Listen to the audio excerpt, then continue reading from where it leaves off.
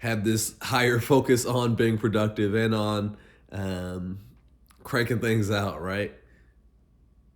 I've also seen how much time like little errands and tasks take, and even just doing laundry and things like that, fitting a little bit of cleaning into your daily schedule, and meal preparation and things like that. Those things add up and certainly take time as well, and that I and I'm sure many others don't often think about that in terms of a productive day, but those things are a part of a productive day and they do need to get done. And if you're not accounting for those, then you're not really getting a full realistic picture.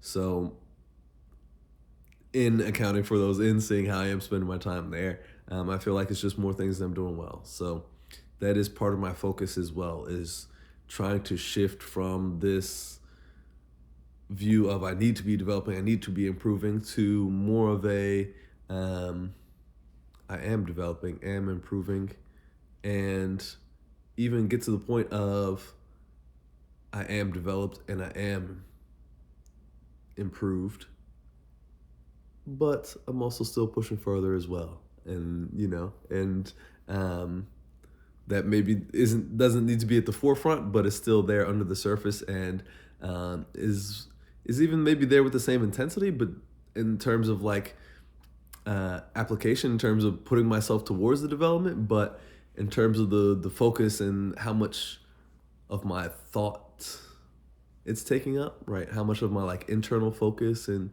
headspace is taking up. I do want that to be lower, and I feel like that comes with a bit more of acceptance, uh, and a bit more of truly feeling like I'm on solid ground, like things are in a great place. And I feel like that will also come from continuing to push myself. So I think it's both things: is continuing to push and developing this greater sense of acceptance, and it's both at the same time. So I feel like that is happening, which may sound paradoxical to some, but I hope that it doesn't, right? I hope that this helps clarify the focus on both, right? The simultaneous focus, and how putting those two together, they really complement each other, right? And that them complementing each other really does help lift you up in a way that just focusing on one or the other would not. So, all good. Like, feeling good about the day. Like I said, even though there were periods, it's been like a little bit of a rest day as well, but still a very productive rest day. A rest day where I got to, like I say, think about, do a little like gardening in my mind, right? Removing some of the different weeds, spending a little bit of time meditating, spending time outside exercising, also being productive, also getting some things out online. So I feel very good, right? I feel very good. Overall, I am thinking about this period as a transition, and today with where I'm at in the transition, I'm fine with that. I do want more, of course, but from where I've come from to where I'm at now, I feel good about that. So now it's about accepting where I'm at, being happy with that as I continue to move forward as well. So a balance that I need to strike, and I feel like I need to do a better job of striking, but I'm on top of it, and I'm getting there. I'm getting there. I'm getting there. I do feel that. So more at the same time, like accept, let go.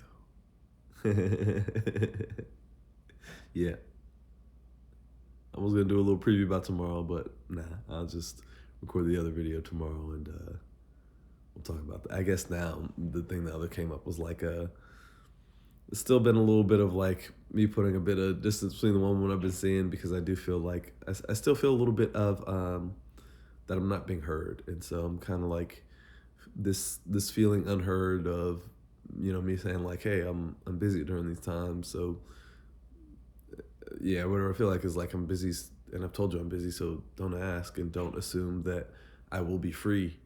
Um, and I feel like not being heard in those things has made me act in a way where it's like, okay, I'm gonna put a bit more distance between us, so that the assumption is not like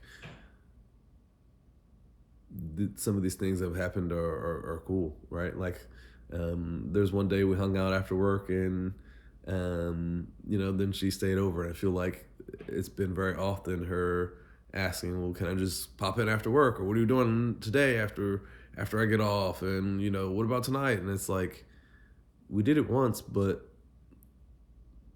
only once. And the reason it's only happened once is because I'm busy. Like, I have other things going on, and I've told you I'm busy. I've told you I'm busy this day. I've told you I'm doing that this day, but you keep asking and keep asking and keep asking, and it's not a bad thing to keep asking, but I don't feel like you understand that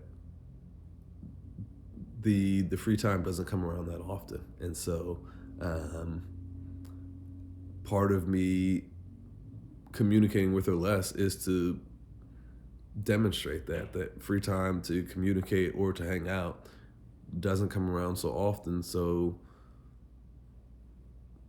expect that, right? um yeah.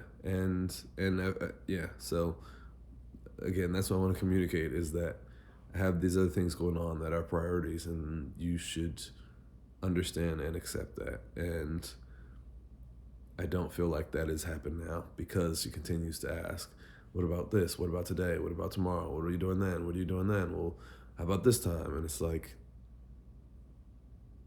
you're not hearing me. I'm busy.